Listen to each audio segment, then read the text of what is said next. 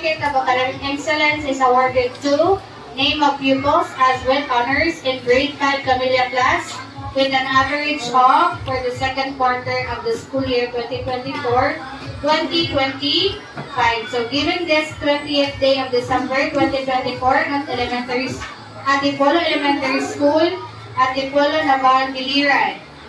So sign Oni Fajardo, Advisor, and Roxanne S. Marilao, Principal 3. Okay, the first certificate of academic excellence is awarded to Dan Russell D. Almano as with honors with an average of 92%. Okay, Mama, kami na lang.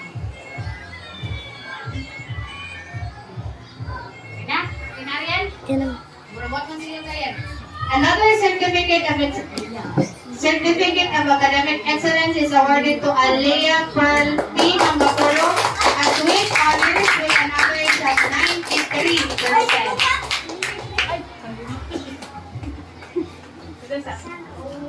Picture.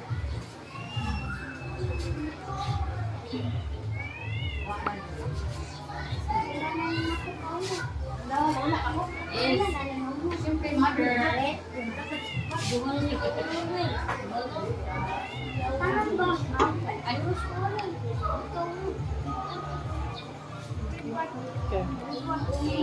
So another certificate of academic excellence is awarded to Angel B. Masbang as with honors in grade 5 Camellia class with an average of 90%.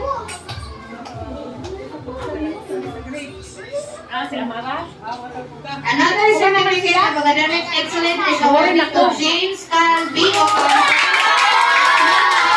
with an average of 92%. Ay, naku, Mama, order! Order! Hindi na ba yan naging kasuhan?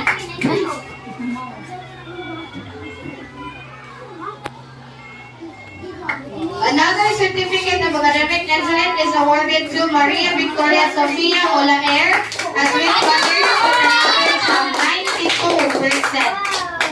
Ay, Mama.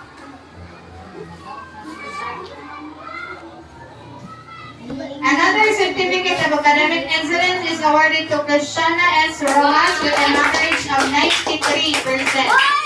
Wow, ano yung mother? Sunod niya, ako may award sa may mother. Mother. Another certificate of academic excellence is awarded to Anika